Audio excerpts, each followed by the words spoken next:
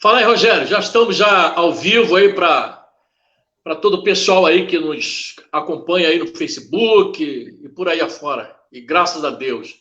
Eu mandei um recado lá para o pastor João Cláudio, que a gente está aguardando ele. Eu mandei um recado dizendo que era a internet dele, que o sinal está meio fraquinho. Okay. Mas a gente bate um papo aí, né? Até ver se ele consegue entrar e a internet dele fique com sinal. Tá certo? Ok. Pra mim, e aí, como é que estão as coisas? Mandou outra mensagem lá. Não dá mais para aguardar ele. Eu não posso mais conversar com ele lá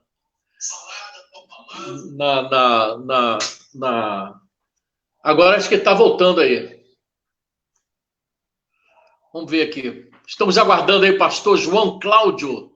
A imagem dele apareceu. Vamos orar para que ele possa ter um sinal legal aí na sua internet, a gente possa ouvi-lo. E aí, pastor João Cláudio? Graça e paz. Já estamos ao vivo. Já estamos ao vivo para todo o nosso pessoal do Facebook, né? Para todo lugar do nosso Brasil. Fala aí, Rogério. Tá tudo bem aí, tranquilo? Graças Gostou do tema? Bom, muito bom. Top. Bastante. Por onde conhecemos que já é a última hora?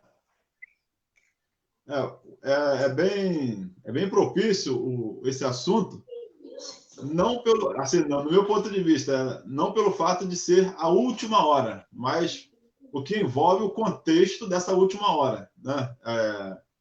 O que nos leva a ficar preocupado em como identificar essa última hora. Isso é um assunto bastante interessante mesmo. Muito bom. Positivo.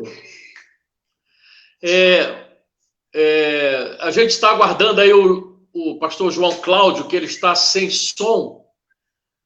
Deve ser um problema lá no sinal da sua internet. A gente consegue vê-lo, mas não ouvi-lo. Pastor João Cláudio, está podendo falar conosco? Sim ou não? Ele está com dificuldade com a sua internet. Mas então, Rogério, esse tema, por onde conhecemos que já é a última hora, é um tema bastante proveitoso no sentido, como você mesmo falou, bem propício, né, pelo tempo, pela época que a gente está vivendo aí nessa pandemia, nessa situação aí que muitas pessoas falam, né, que nós estamos vivendo aí realmente na última hora. Jesus está voltando para buscar a sua igreja e não deixa de ser uma realidade, uma verdade, né? Não deixa de ser um prenúncio da volta de Jesus Cristo, porque o Senhor prometeu que viria para buscar a sua igreja e deu alguns sinais na Bíblia mostrando realmente que Jesus Cristo estaria vindo para buscar a sua igreja. E esses sinais estão espalhados, né, dentro da Bíblia, em vários pontos, como no Novo Testamento, no Velho Testamento, no livro de Mateus, de Lucas. São livros que fala, né, da pessoa de Jesus Cristo, mas também fala também de assuntos apocalípticos, né? Do arrebatamento da igreja. E é onde a gente vai abordar aqui um pouco a nossa conversa sobre essa última hora, né? Por que nós entendemos que já estamos na última hora, a última hora da igreja aqui nessa terra, certo? Certo. Assim, eu observo, é uma coisa que eu tenho observado, principalmente nas cartas de João, por causa do perfil de João. João tem um perfil de ser um escritor que ele coloca no papel aquilo que ele sente, né? Então, em todos os documentos que a gente encontra a respeito das doutrinas que João deixou, ele traz uma palavra de carinho, né? Uma palavra baseada no carinho. Então, o próprio versículo começa aqui, né, com o termo muito carinhoso, chamado filhinhos. Então, uma coisa que, assim, que eu queria destacar logo de início é que, quando nós fazemos a leitura de um texto, nós não podemos esquecer o contexto que está empregado ali. Porque cada escritor ele tem o seu perfil, tem a sua forma de escrever. Por exemplo, Paulo ele era bem didático, né? Paulo ele conhecia muito bem as palavras, empregava bem as palavras, conseguiu fazer um jogo de palavras bastante interessante. Pedro já era muito rústico, Pedro era muito duro nas palavras, né? Quem olha a carta de Pedro e olha a carta de Paulo, nitidamente você percebe a diferença nos escritores. E João também. E aí o que eu queria destacar é que algumas coisas são muito relevantes para a gente entender, como é o caso da urgência, né, de se observar os últimos dias, e aí a gente precisa ver os sinais, aquilo que aponta, né, que precisa ser conhecido. Quando João fala que, na sua introdução, chama de filhinhos, parece que é uma palavra assim, de afago, né, uma palavra de carinho, e como nós acostumamos, né, juntar esse sentimento de carinho, né, esse sentimento de afeto com uma certa... a gente acaba tirando o peso da responsabilidade do texto.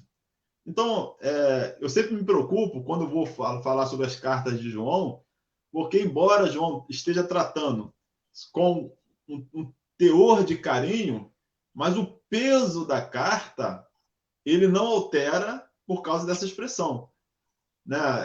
Quando a gente vai falar, filhinho, vem cá, a gente fala devagarzinho, fala amansando, né?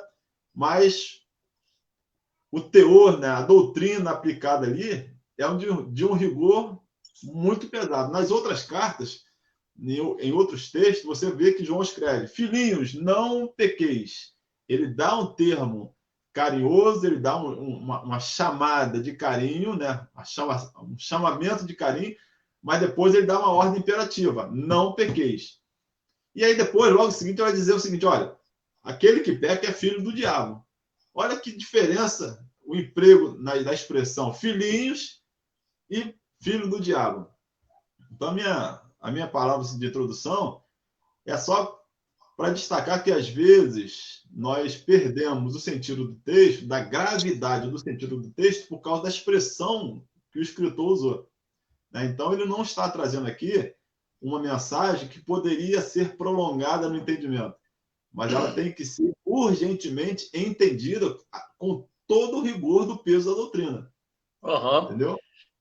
Interessante também que esse versículo 18, né, que João escreve, ele não só fala essa expressão filhinhos, que já é a última hora, mas ele diz também que que também agora muitos se têm feito anticristos, ou anticristãos, ou anticristo, né?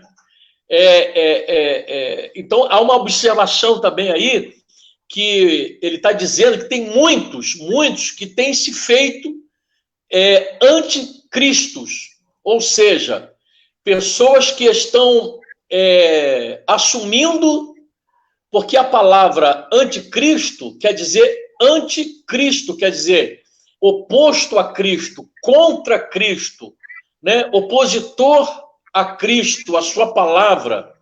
Então, ele está dizendo aqui que muitos se têm feito anticristo, né? Ou anticristos, que são vários. Aí ele está citando de seitas, de heresias que são vistas, né, dentro da própria igreja. Então, João, quando ele chama essa palavra profética, dizendo que já conhecemos que já é a última hora, se você observar, né, na história da igreja, por exemplo, no primeiro século, no começo da era cristã, aproximadamente no ano 90 depois de Cristo, João, então, ele escreve que a sua primeira epístola universal, e nela ele mostra como se manifesta, na verdade, o espírito da verdade e o espírito da mentira.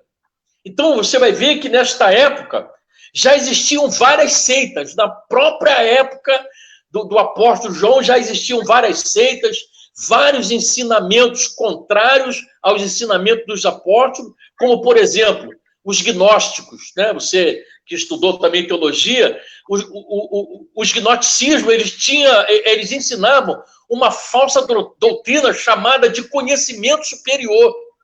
Ou seja, os seguidores dessa seita dos gnosticismos são chamados de anticristos, entendeu? É pelo fato deles serem contrários a Cristo, negando a divindade de Cristo, né? Negando os seus ensinamentos. Foi por isso que João, então, ele alertou com o sinal da última hora.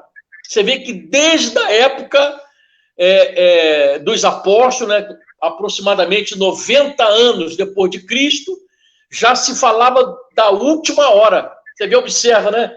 Que já era a última hora, já era uma palavra profética, mostrando que essa palavra ela é profética. Por quê? Porque um dia para Deus é como se fosse 1000 anos, e 1000 anos como se fosse um dia.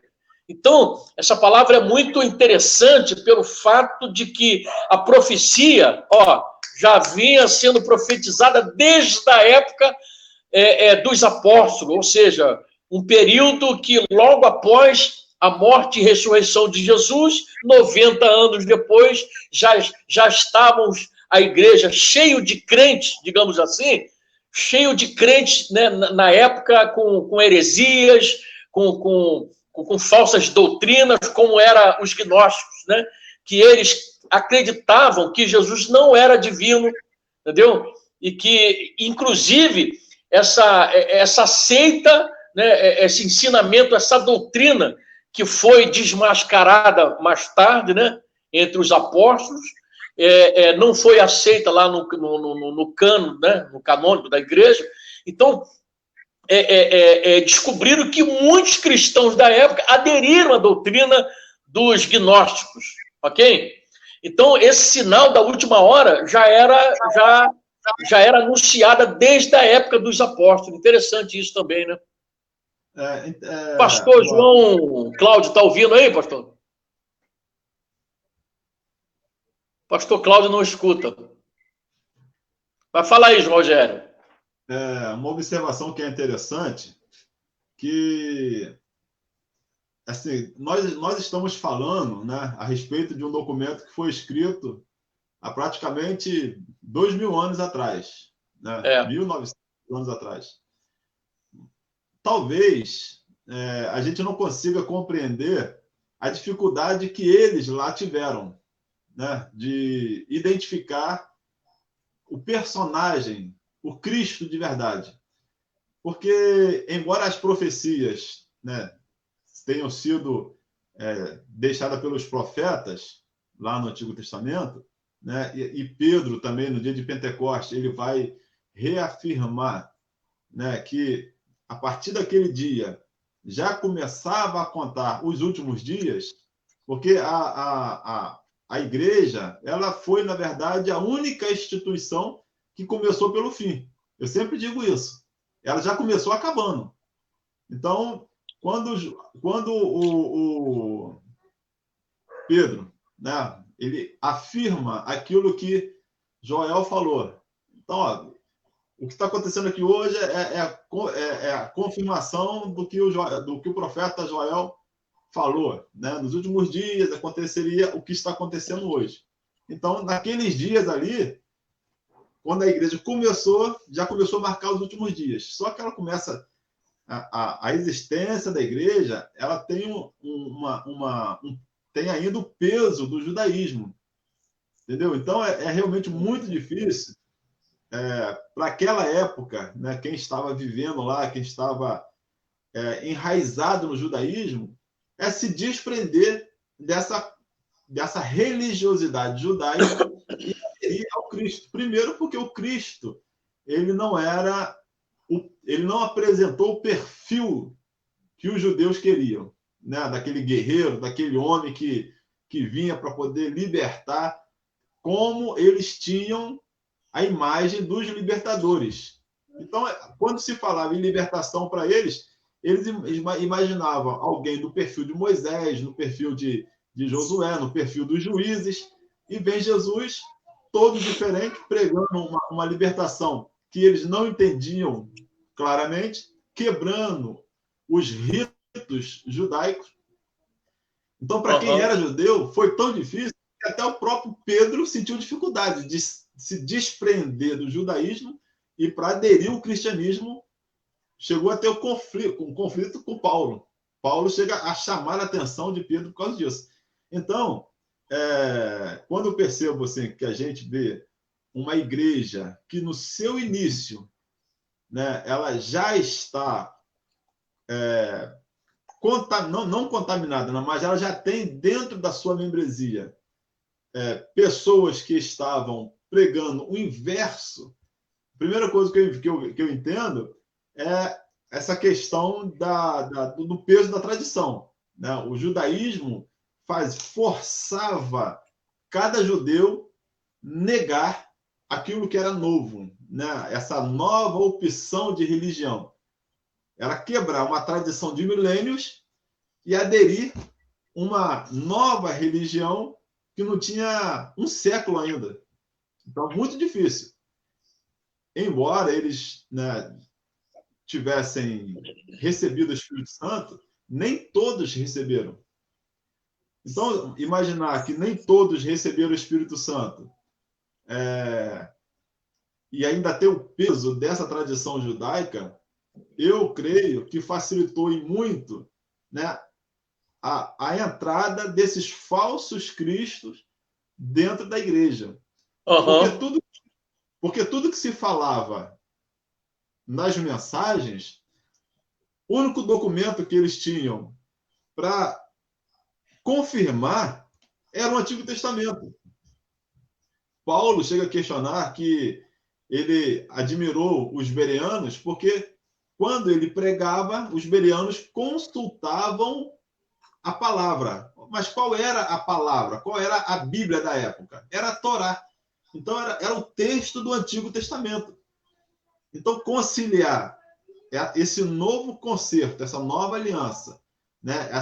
Esse evangelho que vem agora totalmente diferente, com o texto do Antigo Testamento, né? Que tem o peso da tradição judaica, e fazer isso entrar na cabeça das pessoas, eu acho, né? Claro, a ação do Espírito Santo ela é eficiente, mas os homens em si têm opção de pensamento. Eles questionam, eles levantam sugestões sobre o novo. Então, quando se fazia a comparação com aquilo que Jesus pregou, com aquilo que os apóstolos falaram a respeito de Jesus, e trazia uma comparação com o texto do Antigo Testamento, muita coisa não batia. Então, era muito fácil negar Jesus, porque Jesus não tinha o perfil do judeu. Sim, aí é uma questão de uma interpretação, né? Porque essas palavras que foram ditas no Velho e no Novo Testamento, porque essas profecias, por exemplo, você vai encontrar no Velho e no Novo Testamento, é verdade? Então, os profetas também, eles profetizaram também a volta de Jesus, profetizaram a última hora, né? Conforme Joel, conforme Ezequiel, mas enfim. O mais interessante aqui é que a gente precisa abordar aqui sobre esse tema, né, da última hora, é que, conforme eu coloquei aqui, que desde a época dos apóstolos, essa palavra, a última hora, já era anunciada, já era profetizada. Aí eu estava pesquisando aqui também que 20 séculos depois passaram, e aí veio uma outra profecia, de Apocalipse, capítulo 13, versículo 11. Eis que venho sem demora, guarda o que tens para que ninguém tome a tua coroa. Essa profecia também ela foi profetizada 20 séculos depois, né, depois de Cristo. Então, essas palavras ela sinaliza aqui o quê? Que o Kairos de Deus está chegando para a humanidade. Você vê que essas palavras proféticas elas foram anunciadas com toda certeza de que ela um dia iria se cumprir, e os anos passaram, séculos passaram, né? Chegamos hoje aqui, né? E aí o Senhor ainda continua sinalizando. Jesus avisou: venho sem demora. Então é uma coisa bem interessante quando ele fala assim: venho sem demora. Isso foi profetizado lá há 20 séculos depois da morte de Cristo. Ou seja, a gente vive essa profecia até hoje, entendeu? Até o nosso tempo hoje nós estamos vivendo essa profecia. Ou seja, que a gente acredita, crê que a última hora está para acontecer nesse tempo que nós estamos vivendo hoje, né? Aí você vai descobrindo, por exemplo, o apóstolo Pedro também, no capítulo 3, ele profetizou: o Senhor virá como ladrão. É uma coisa assim bem interessante, porque quando a gente fala, Rogério, de arrebatamento da igreja, da última hora, da igreja ser arrebatada, as pessoas ficam confusas. Poxa, mas já tem tanto tempo que isso está sendo profetizado, séculos e séculos passado, e agora que está sendo falado com mais ênfase. Então as pessoas às vezes ficam confusas pelo fato de que, será que isso vai acontecer mesmo? Será que essa profecia vai se cumprir mesmo? Então, uma coisa interessante, que as palavras proféticas da Bíblia, na verdade, ela não tem tempo. Essa palavra, ela foi para a época dos apóstolos e continua sendo para a época da igreja de hoje. Porque não tem nem início, nem meio, nem fim. Profecia é profecia e ela vai se cumprir. Por quê? Porque ela não está no tempo do homem, ela está no tempo de Deus. Ou seja, é o tempo Kairos se aproximando para se cumprir no tempo Cronos, que é o tempo do homem. Esse tempo do homem, Cronos, que vai se esbarrar com o relógio de Deus. Entendeu? O tempo de Deus. Você vai ver que algumas profecias, elas já se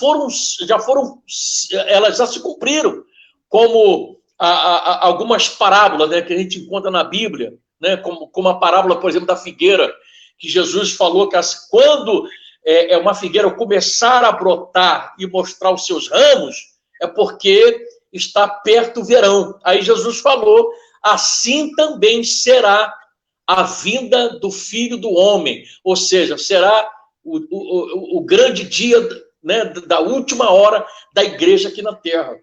Entendeu? Isso também é muito interessante também, dessa parábola que Jesus falou da figueira. Você vê que Jesus falou lá atrás. Aí se cumpriu essa figueira, que a gente sabe que estudou teologia, a gente aprendeu que essa figueira é Israel. E essa parábola, ela fala da figueira que já se cumpriu, né? Que foi Israel, que nos anos 70, interessante aqui, a história diz que quando Jesus foi crucificado, né? E aí Pilatos, né, o governador da época, Pilatos, então, levou Jesus e Barrabás para a multidão, e aí ele apresentou lá: olha, quem vocês quereis que seja solto? E todo mundo disse: olha, Barrabás, e mandou crucificar Jesus. E aí Pilatos, né, ele disse assim: poxa, porventura, este homem não fez mal nenhum, ele é inocente, pô.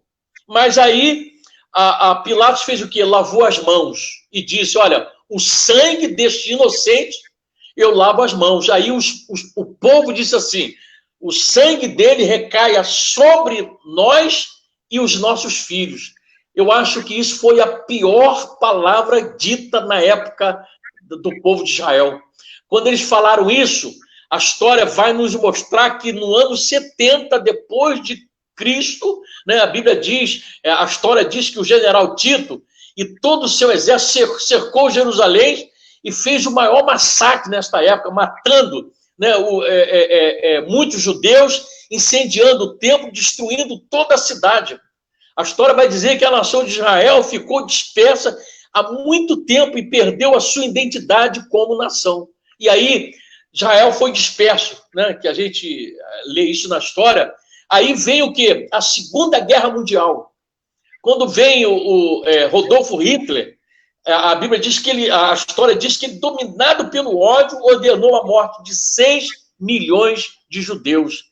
Mas, irmão, a promessa de Deus ainda havia de se cumprir. E aí, a gente que tem um pouquinho de conhecimento, né, a palavra de Deus começou, então, a se cumprir no dia 16 de setembro, em 1947. Você já deve ter ouvido essa história. Foi a primeira sessão especial da Assembleia Geral da ONU, né? A história diz que o diplomata brasileiro Oswaldo Aranha, ele decidiu por um voto de desempate a favor de Israel, dando o direito de Israel ser reconhecido como Estado. E aí a história vai dizer que no dia 14 de maio de 1948 foi que o Estado de Israel foi oficialmente reconhecido pela ONU. E foi a partir daí que Israel, como figueira, começou a brotar. Lembra disso? E brotou tanto que já está fazendo até sombra para muitos países vizinhos, né, que estão ali na sua redondeza. Então, quando Jesus falou assim, quando vide essas coisas acontecerem, saber que ele está próximo. Então, essa profecia já se cumpriu, né? Mas a profecia da última hora, da figueira, né, que já está posta, que é Israel, mas a figueira que começa a brotar os seus ramos, Jesus falou assim, assim também será a vinda do Filho do Homem, ou seja, a última hora. E Jesus virá para buscar a sua igreja. A Bíblia ela é bastante interessante porque ela é um livro completo, né? Nós não temos problemas em acreditar na Bíblia. Embora, assim, alguns textos, eles deixem, não margem, mas eles deixam, de repente, por falta da inspiração do Espírito Santo, uma variedade de interpretação. A própria Bíblia, né, diz que chegaria tempo que as pessoas questionariam a respeito da demora da volta do Senhor Jesus. Né? Quando nós escolhemos o texto, não, aliás, o tema, né, como que por onde conhecemos que já é a última hora, então os sinais que indicam, né, que Jesus está voltando, porque a última hora é o tempo que nós estamos vivendo, que é a iminência do arrebatamento da igreja. Então, os sinais que indicam, né, que Jesus está voltando já vem se repetindo desde o início da igreja. É isso que eu quis dizer. Tá? Que quando a igreja começou, ela já começou pelos seus últimos dias. Então, a questão que apresenta o anticristo, né? Aquele que nega a Cristo, aquele que vai contra a mensagem de Cristo, a mensagem de salvação. Né? Ele se faz de Cristo para poder enganar e fazer aquele enganado se perder. Isso aí já vem acontecendo há tanto tempo que parece que se banalizou. E a gente agora vê tantas pessoas, né, usando o título de Cristo, quer dizer, o de Salvador, trazendo uma mensagem, trazendo uma outra opção de vida. Né? Nós temos aí homens que estão na internet, homens que estão na mídia, né, que fizeram até riquezas, dizendo que são os cristos, dizendo que são esses que estão pregando, né, o verdadeiro evangelho, direcionando algumas pessoas, na verdade, para a perdição. Mas, se a gente olhar a história por onde a igreja está passando, né, a gente vê que a igreja ela começa num período de grande euforia, que é a descida do Espírito Santo. Logo seguinte, vem a perseguição da igreja, que é o momento em que a igreja mais se fortalece espiritualmente, que é dentro da perseguição. Passa esse período da perseguição lá por volta de 300, né, através de Constantino. se cessa a perseguição da igreja e a igreja cai. Então, vai se perdendo aos poucos quando ela se confunde, né, com a política, com os governos, aquilo que era para ser apenas espiritual, né? Não que você não tenha que tratar a política na igreja, mas a igreja ela acabou se confundindo a ponto de ser superior ao governo, superior à política. E aí nós vamos viver aí um período da história negra da igreja até chegar a Constantino, 1517. Depois a gente vê ali uma variedade de denominações, né? E cada um agora dizendo que tem uma interpretação certa da Bíblia, cada um tem o seu ponto de interpretação. São tantas denominações dizendo que são as verdadeiras que acabam confundindo mais do que esclarecendo. Então, é muito atual, né, esse tema, quando a gente percebe que, e aí é a finalidade do texto, né, do bate-papo, que tantas pessoas, às vezes perdidas, enganadas por falsos cristos. Na verdade, são falsas mensagens que confundem a mente da pessoa, não cumpre, né, o objetivo do Evangelho de Cristo, mas as pessoas estão enganadas. Né? Hitler, para chegar a matar 6 milhões de pessoas, ele precisou criar um discurso, ele precisou fazer fazer o povo acreditar nele, ter aliados, e depois veio a destruição, a ponto de que quem estava do lado dele, muitos quiseram se rebelar contra ele, morreram, né? Alguns generais tiveram a opção de eles mesmos se mataram para não ter que enfrentar Hitler, depois que viram a verdade, né, que eles estavam metidos. Exatamente. Isso aí, rapaz, você falou uma coisa que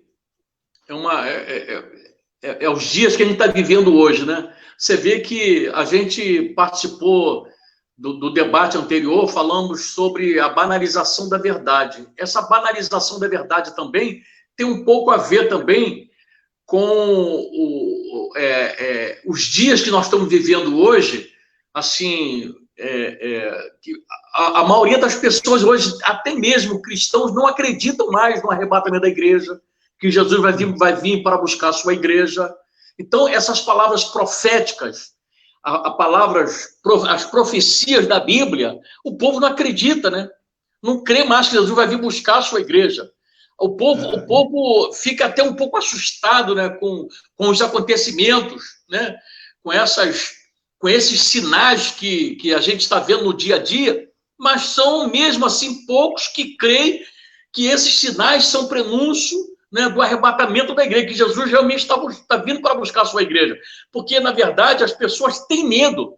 A grande confusão é essa. As pessoas têm medo, mas não se voltam para Deus. Não consertam suas vidas.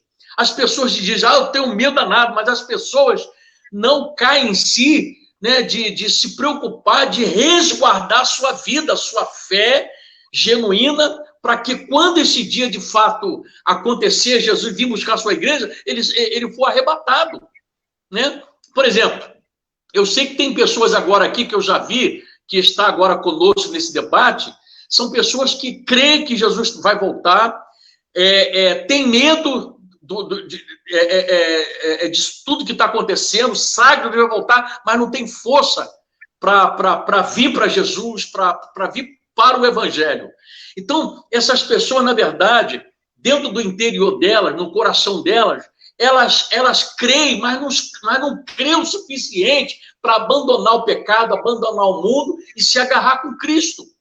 Porque, veja bem, Rogério, se você sabe que ali tem um perigo, e você não pode passar ali, porque se você passar ali, tu vai cair no abismo e vai morrer. Você vai passar? Não vai.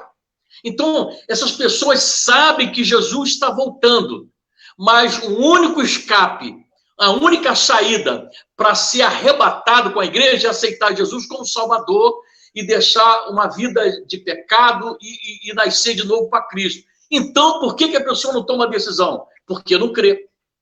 Ah, não, pastor, mas eu creio que Jesus vai voltar, eu creio que tudo que está acontecendo, a palavra de Deus é verdade, vai se cumprir, mas a pessoa não tem aquela força de ir. Por quê? Porque não crê. Eu falo crer no sentido de se converter a Cristo, porque a palavra crer em Deus significa aceitar Jesus como seu Salvador e nascer de novo, morrer para este mundo e nascer para Cristo, uma nova criatura. Então, realmente, essas pessoas, elas creem nas profecias, creem muitas das vezes na palavra, mas não creem o suficiente para mudar de vida. Concorda com o que eu estou falando aqui, José? Claro, com certeza. A gente vê isso aí todo dia. Eu costumo dizer que o que Jesus tinha que fazer para salvar o homem, ele já fez. Quem está esperando uma atitude de Jesus para ser salvo, vai morrer sem salvação. Eu sempre digo o seguinte, eu até forço um pouco para dizer o seguinte, olha, Jesus hoje não salva ninguém. Jesus não salva ninguém. Porque se você pegar o contexto bíblico, não é Jesus que salva. Ele é a porta para a salvação. Uhum. Quem se salva é quem entra pela porta. E aí ele vai dar o exemplo das ovelhas, né? Ele vai dar exemplo de que está na porta e está batendo. Mas, ó, eu sou a porta. Quem entra por mim será salvo. Mas o problema é, diante de tantas portas, cada uma melhor que a outra, entre aspas, né? As muitas opções de porta. Cada porta dá no caminho. Diz que todo caminho dá a Deus. Por que é difícil, né? É por isso que eu falei sobre a questão do judaísmo, o judaísmo ter atrapalhado os cristãos da época. E atrapalhou muito Pedro, por causa do peso da tradição. Era muito prático para a prática do judaísmo ir ao templo, oferecer uma oferta, né, fazer um sacrifício e voltar para casa, rapaz. Olha que coisa mais fácil. Quantas ovelhas não morreram inocentes? Aí você volta lá em Davi, né? Centenas e centenas de anos antes, Davi já estava dizendo, Senhor, essas ofertas de sacrifício o Senhor não aceita mais. Eu sei que o Senhor não aceita. Porque o que faz ser aceitável é o coração quebrantado. Então, Davi conseguia assimilar isso, tanto é que ele entrou lá no santo, né, e no santo do santo, e conseguiu comer, ele ficou à vontade, e Deus não puniu ele, porque conhecia o coração dele. Mas Pedro, que andou com Jesus, que viveu com Jesus, que fez milagres com Jesus, não conseguia se desprender do peso dessa tradição. Por quê? Porque é muito mais fácil você chegar, matar uma pomba, matar um carneiro e ter seu pecado perdoado do que não ter que pecar. Então, quando a gente olha... Porque agora o sacrifício somos nós, né? O sacrifício somos nós. Matar um pombo, um animal é mole. Eu digo o seguinte, é muito mais fácil ter vivido no Antigo Testamento do que viver no Novo. Chegaram para Jesus e perguntaram, Jesus, o que eu preciso fazer para ser salvo? Aí Jesus fala, não precisa muita coisa não. Cumpra os 10 mandamentos. Não, isso eu já faço, já cumpro os 10 mandamentos. Então, positivo para você. Vai lá, vende tudo que tem e dá para o pobre. Depois me segue. Era só vender. Parece que o mais difícil ele já fazia, que era cumprir toda a lei de Moisés. Não, mas não era. Cumprir a lei de Moisés era fácil, rapaz. Porque era ritual. O rito as pessoas fazem mecanicamente. Por que Jesus chega no templo chutando tudo, quebrando tudo, botando os mercadores para fora? Porque ninguém queria mais pegar a sua ovelha em casa, né, o seu boi, e amarrar na cordinha ir andando pelo caminho, pensando no sofrimento e na morte daquela ovelha inocente, pensando assim, poxa vida, essa ovelha que eu criei com carinho, né, vai morrer por minha causa. Ela não tem nada a ver com isso.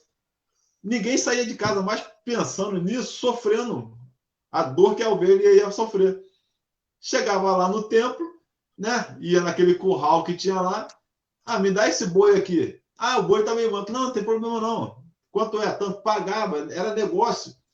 O camarada comprava a pomba lá, não, me dá essa pomba aqui, eu não queria nem saber de onde veio a pomba, não tinha convivido, não tinha apego nenhum, e mandava sacrificar. Não é mais fácil fazer o rito? Muito mais fácil.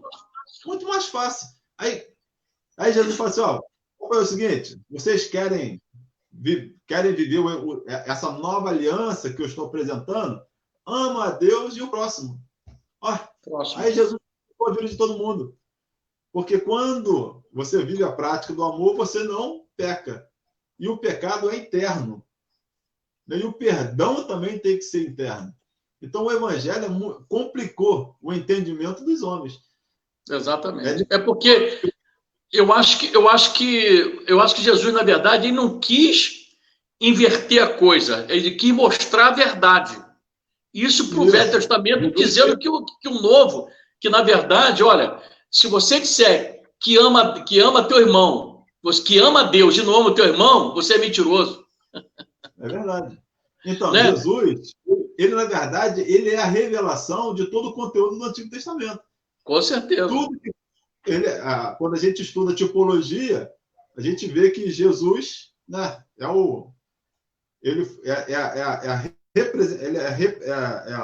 o cumprimento de toda aquela representação do Antigo Testamento. Então, Jesus, ele chega, né, tá lá escrevendo no chão e vem uma mulher para ser apedrejada. Olha, Jesus tinha que mandar apedrejar aquela mulher.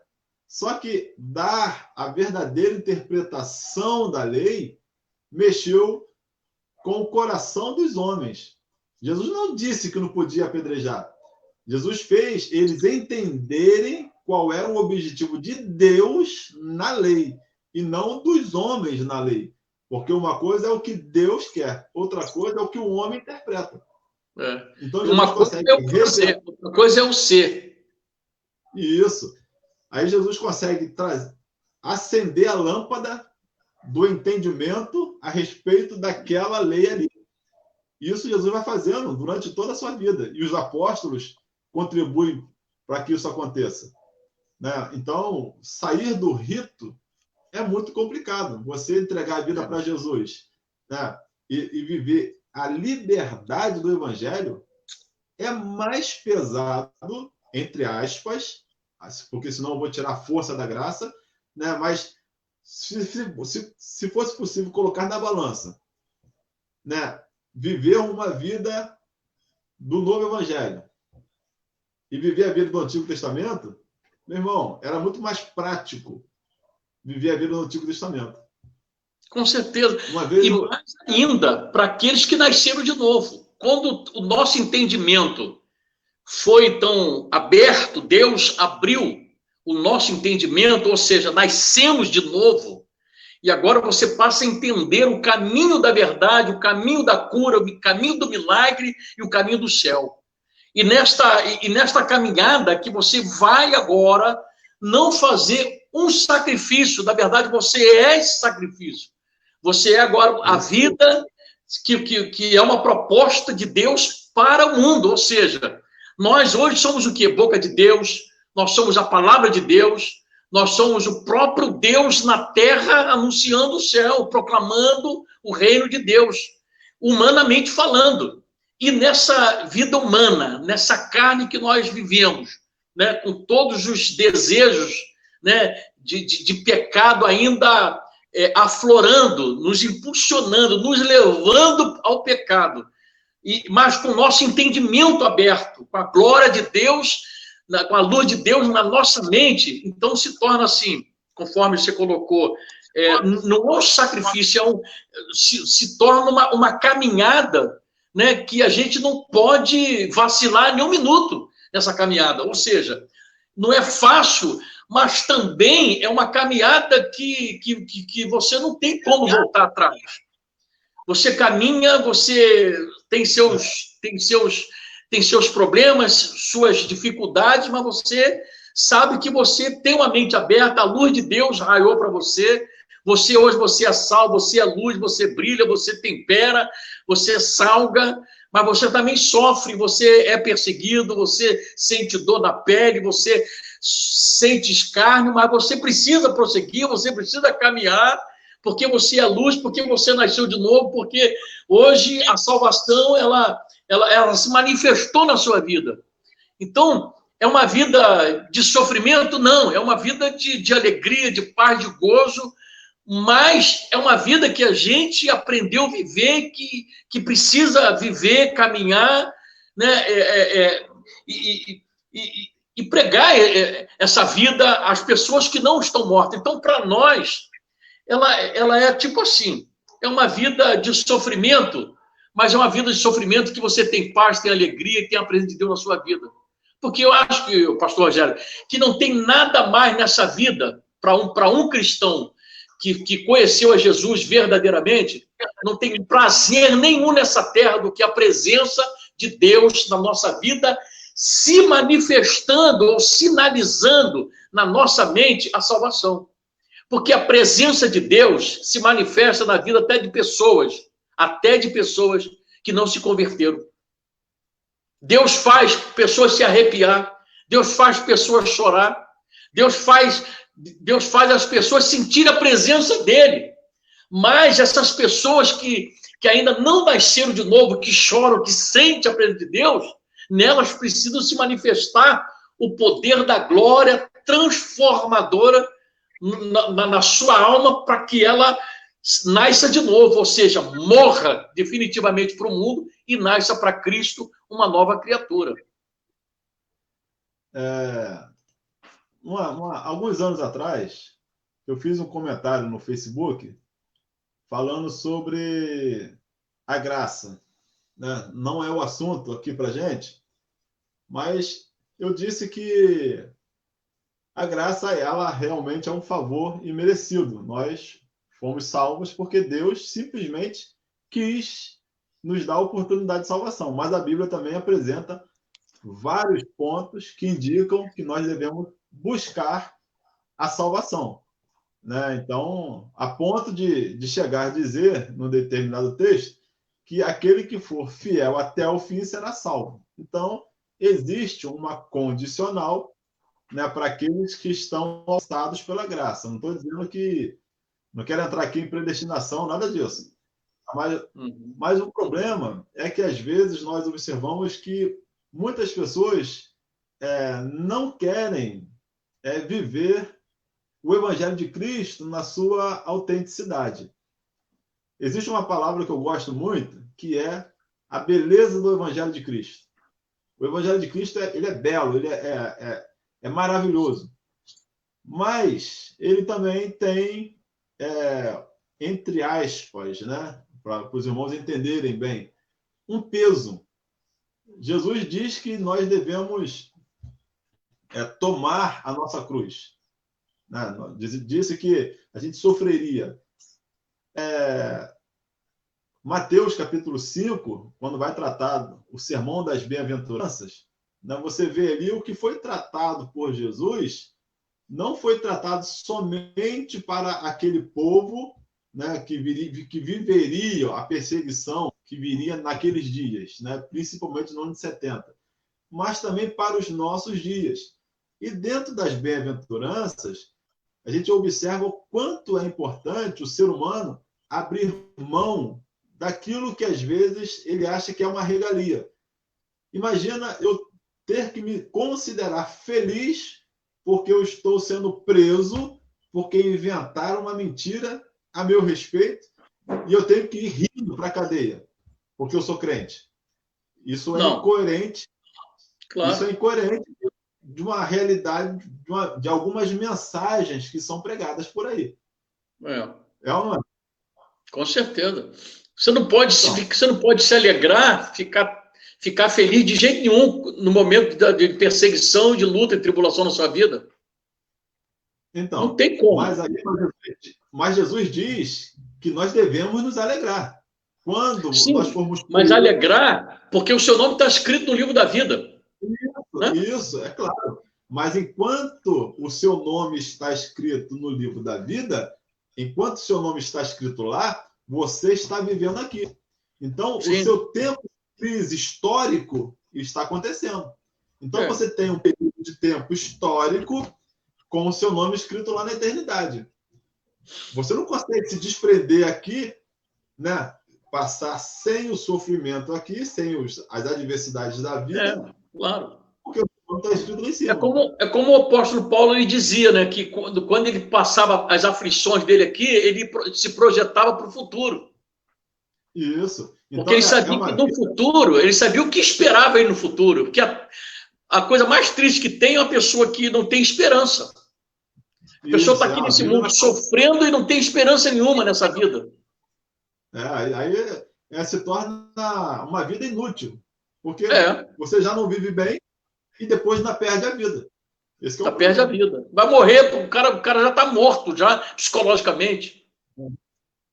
É verdade, ele está morto 2 vezes já. Morto.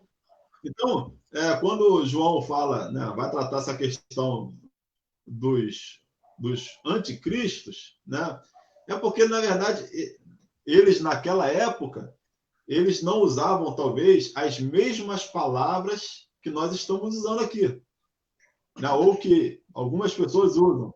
Mas esses homens, né, que traziam a divergência na doutrina bíblica, sabiam usar as palavras para enganar. Porque tirar da cabeça daquele que viveu, né, uma verdadeira experiência com Cristo, por exemplo, o senhor consegue imaginar o que era Paulo pregando? O que era uma mensagem de Pedro? Uma mensagem de Pedro, centenas de pessoas aceitavam a Jesus. Não era uma mensagem qualquer. Então, tinha muito de Deus naquela mensagem. Então, o argumento daqueles que eram os anticristos, aqueles que negavam o evangelho, tinham também um discurso muito bem feito. Né? Eram assuntos de cunho filosófico, né? Muito misturada a filosofia, muito misturada à cultura, a prática, né, do judaísmo, como nós já falamos. Então, não é chegar de frente para a igreja e simplesmente dizer que Paulo estava mentindo, que João estava mentindo. Não era só fazer isso.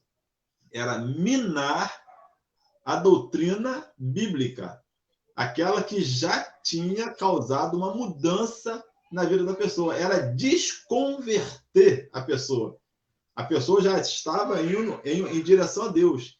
E esses homens, eles tinham, né, por interesse maligno, seja lá o que foi, né, claro, né, principalmente maligno, mas desvirtuar novamente, trazer novamente para o caminho da onde eles tinham saído. Então, porque essa é a proposta do mal, né? Essa é a proposta do mal. João 10 é um versículo muito conhecido, que o diabo veio para matar, roubar e destruir. Veio para roubar o quê? Roubar a nossa paz, a nossa alegria. E principalmente os que estão dentro da igreja, né? Ouvindo a palavra. Observa que você às vezes não consegue intitular alguém de anticristo. A gente não faz isso. Né? Fulano é anticristo. A gente fala muito mais ele é um falso profeta, ele é um herege. Né? Nós usamos esses termos. Mas que cumprem os mesmos papéis. Com certeza. Por isso que João falou isso, que dentro lá do povo de Israel existia os anticristos, do plural, que eram vários anticristos. O que significa anticristo? Contra a palavra de Cristo. Oposto, oposição, contra. Isso significa anticristo. É anticristão. Então, eles estão ali trazendo o quê? Heresias. Quem eram os anticristãos da época? Eram os gnosticismos, né? os gnósticos. Eles pregavam que heresias, não acreditavam na divindade de Cristo. Eles não aceitavam e não ensinavam os ensinamentos de Cristo. Então, Cristo para ele não era Deus. E interessante que muitos judeus, dentro da igreja, aderiram a essa doutrina. Por isso que João chama de anticristo. Entendeu? É. E aí ele pronuncia lá, é chegada a última hora. Isso é muito interessante, né? Última hora, para aquela época, anunciando, né, para o povo de Israel, já era a última hora. Ou seja, já era a última hora da igreja na terra. Porque, na verdade, o tempo para Deus não importa. O tempo, na verdade, ele só vai se revelar quando as profecias vão se cumprindo. Quando Jesus falou, lá em Mateus 24, né, que os discípulos perguntaram a Jesus, Senhor, dize-nos, quando será a tua vinda? O que vai acontecer? Aí Jesus ali, ele já abriu, né, o espaço ali, olha, haverá sinais no céu, sinais na terra, pai contra filho, filho contra pai, haverá terremoto em vários lugares, peste, ou seja, essas coisas, elas estão se cumprindo, né? Então, essas profecias, elas estão se cumprindo e já não tem mais para onde essas profecias se cumprirem, ou seja, já estamos agora verdadeiramente na última hora. Então, eu creio que Jesus realmente está às portas. Agora podemos dizer, está às portas. Agora não tem jeito não, meu amigo. Agora tem gente aí que realmente sabe, que crê nessa profecia. Tem gente que vai vencer o seu eu, vencer a sua vontade humana de pecado e vai se entregar para Cristo. Entendeu? Conforme esse meu amigo, que ele está nos assistindo agora, que eu fui hoje orar por ele, no comércio dele, entendeu? Então, ele e a esposa dele estão afastados, pô. Entendeu? Mas ele tem um medo terrível de Jesus voltar. Entendeu? O senhor fez um bate-papo. Ele tem mais medo da profecia do que do coronavírus. O senhor fez um bate-papo, já falamos aqui, sobre a questão da banalização da verdade. O que está assim, o que nos preocupa é que nós não somos donos, né, da verdade. Nós temos a verdade, porque Cristo está em nós. O Espírito Santo está em nós. Então, não fomos nós que construímos essa verdade. Então, tudo que nós pregamos não foi criado pela nossa mente.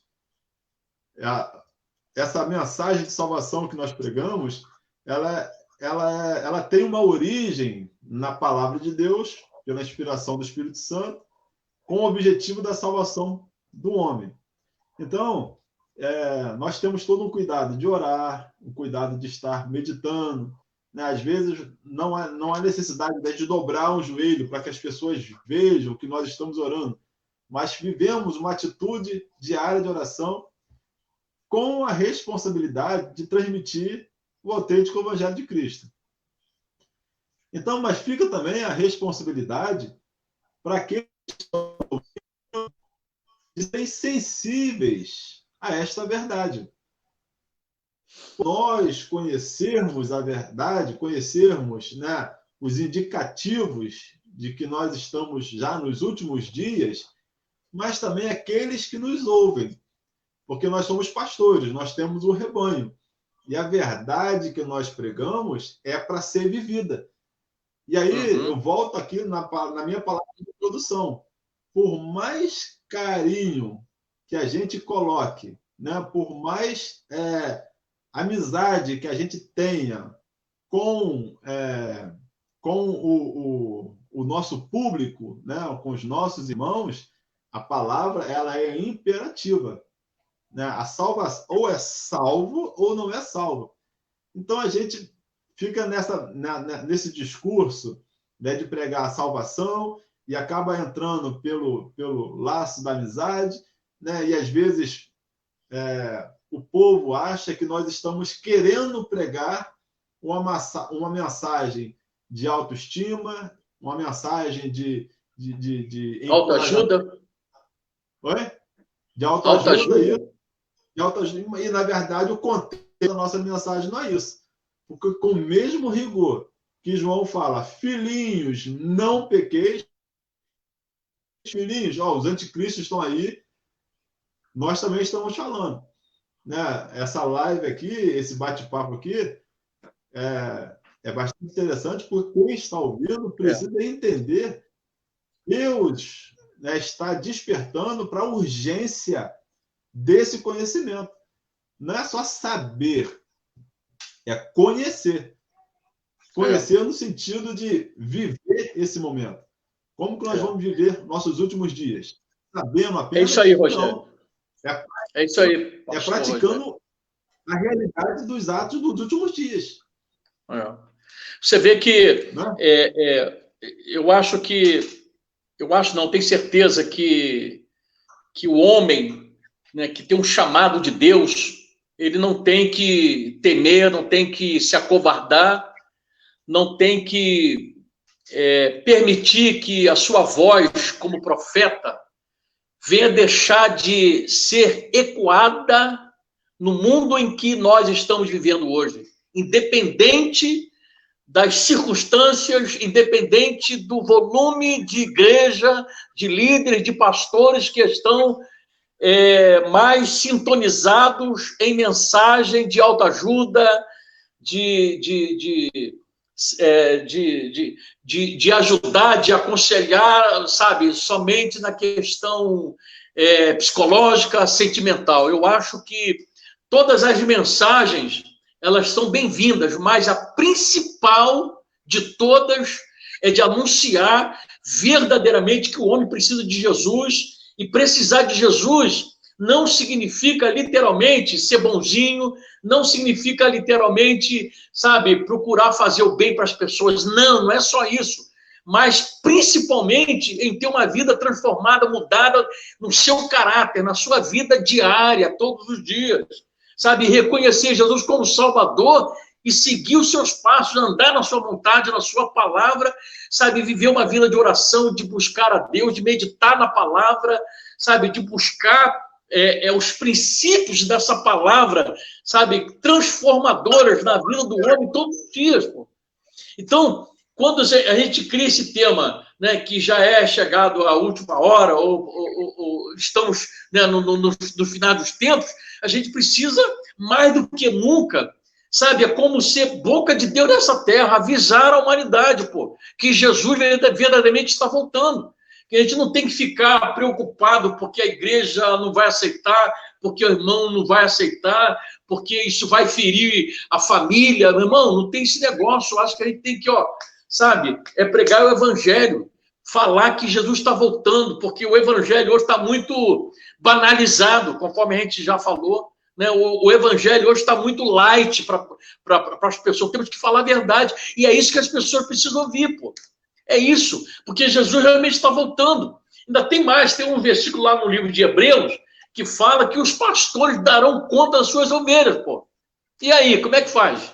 Se a gente tem que dar conta das ovelhas, é porque nós temos responsabilidade de conduzir as ovelhas, ou seja, igreja, né, no caminho da verdade, mas guiá-las, né, com alimento sólido, cuidar delas. Não é simplesmente cuidar na sua autoestima somente, não é na sua motivação, mas cuidar dela com um alimento espiritual, alimento bíblico, para que ela possa estar todos os dias vencendo os seus desafios, né, as suas dificuldades, porque só se vence os desafios com dificuldade, não é com autoajuda, não é com uma palavra sentimentalista, mas se você se cura, né, você se restaura através do poder da palavra que liberta, pô.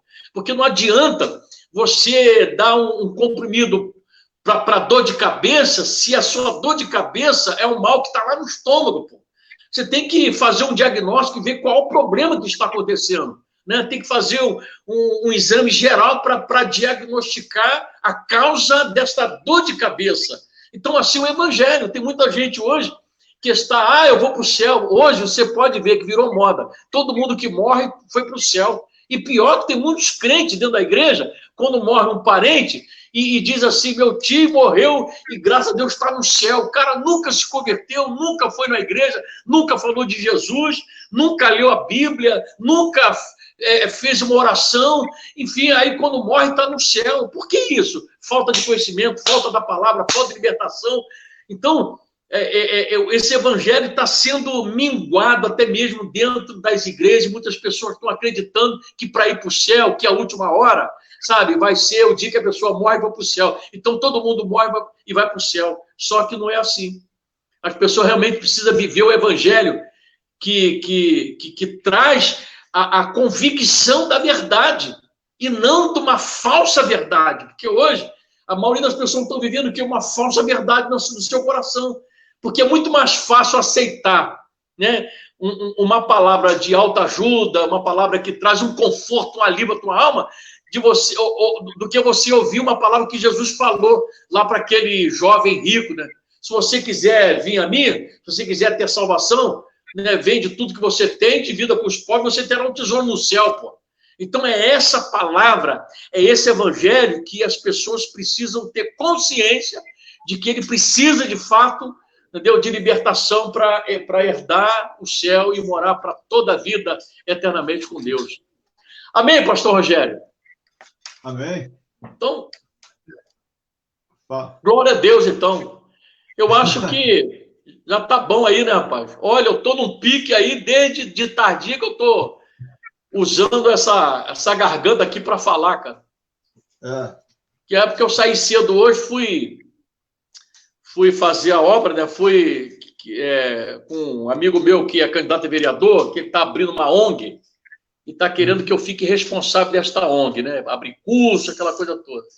Aí já fui lá, fiz uma oração lá pelo local, e saí de lá, fui visitar esse amigo meu, que tem uma loja aqui no centro de São Gonçalo, e aí falei para Jesus para ele, aí chamou lá um outro vizinho lá da loja também, que é dono de uma loja ali do lado, e orei por todo mundo lá, e aproveitei, meti um martelo em todo mundo lá, preguei lá a palavra, e quando saí, eu perdi meus documentos todo no meio da rua. E aí,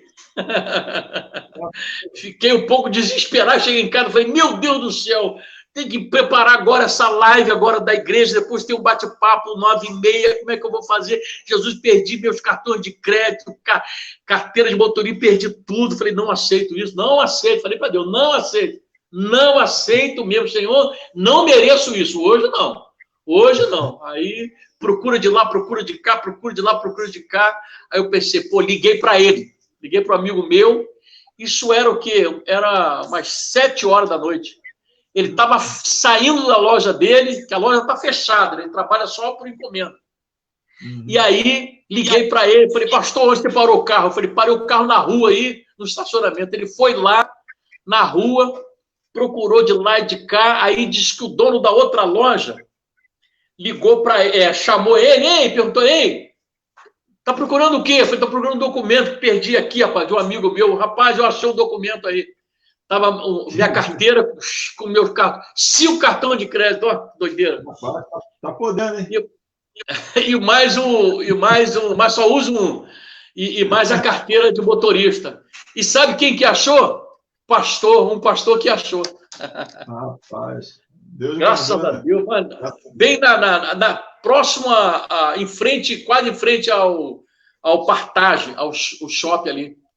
Perdi ali no chão, ali de noite, o pastor achou e estava com ele na loja, meus cartões todinhos. Aí meu amigo foi lá, pegou com ele, já me ligou, mandou até a minha foto aqui do documento do documento do motorista, né? Uhum. Mas graças a Deus está tudo em ordem. Aí eu vim feliz para cá. Mas bem, Rogério. Aqui. Deixa eu dar só uma palavra aqui de Tá, encerramento. para concluir. Agradecer o senhor aí, né, por esse bate-papo. Agradecer a quem participou também, a quem esteve assistindo. Né? É bom que... Tem bastante gente aqui, rapaz. Pensando nesse assunto, né, continue refletindo sobre isso. Leve muito a sério a palavra da salvação. Né? Que esse bate-papo que tenha colaborado, pelo menos para fazer as pessoas perceberem que nem todos que estão fazendo uso da palavra estão compromissadas com a palavra. E aí, aquelas que não estão compromissadas com a palavra desvirtuam o verdadeiro sentido dela, fazendo com que os seus seguidores neguem a Cristo, né, colocando em risco a sua salvação, pensando que estão indo para o céu, caminham a passos largos para o inferno. E essa é a nossa preocupação. Tá bom? Verdade, é isso aí. Maravilha, Rogério. Pastor Rogério, meu sobrinho, mais inteligente da família. Tamo junto. Nem Tamo tanto, junto. mestre. Hein? Nem tanto, mestre. Estamos aprendendo aí um pouquinho aí. Mas Deus está no controle. Então, tá bom, Rogério. Vamos fazer uma oração para a gente terminar. E agradecer a Deus aí. Vamos fazer outras lives aí para frente com outros temas aí, se Deus quiser. Com certeza. Amém? Desculpa aí de qualquer coisa aí, que eu sou meio tico-tico no fubá, mas tá no esquema. Tenho certeza que muita gente foi abençoada por essa. Não tenho dúvida disso. Não. Ué, por que tá repetindo aí? Eu queria comentar. Mas que bom. Vamos orar a Deus, Rogério. Ora aí e agradece o Senhor, então. Tá ok. Agradecemos Deus pela vida. Obrigado, Jesus, por esse momento que estivemos, Deus, em plena comunhão contigo, compartilhando, Senhor, um pouco da tua palavra. Deus, queremos que o teu Espírito Santo, assim como testificou em nossos corações, também, Senhor, testifique no coração de todos que participaram. Pai querido, Senhor, que o seu nome, Jesus, seja engrandecido, seja louvado. Deus, que vidas sejam salvas, continua alcançando a muitos. E que aqueles, Deus, que se levantam, se opondo, Deus, ao teu evangelho, sejam, Senhor, revelados, que sejam, Senhor, mostrados, que a tua igreja saiba discernir, Deus, espíritos que vêm para confundir, Deus, que o propósito da salvação das vidas seja mantido. Deus, eu te louvo, Senhor, porque tu tens colocado em nossas vidas, Senhor, em todos nós que estamos participando, o teu amor pelo teu evangelho e, principalmente, Senhor, a alegria da salvação. Abençoe o pastor Sérgio, sua família, sua igreja, continue prosperando o seu ministério, sua casa, seja, Senhor, sobre a minha vida, sobre a minha família, Jesus, e sobre a igreja, Deus, que eu tenho a responsabilidade de administrar. Assim oramos, agradecidos, em nome de Jesus. Amém. Amém, glória a Deus. Foi muito bom, Rogério. Com Deus aí, até a próxima. Falou, meu irmão. Tchau, tchau. Abraço, tchau. família. Obrigado, igualmente. Tchau. É isso.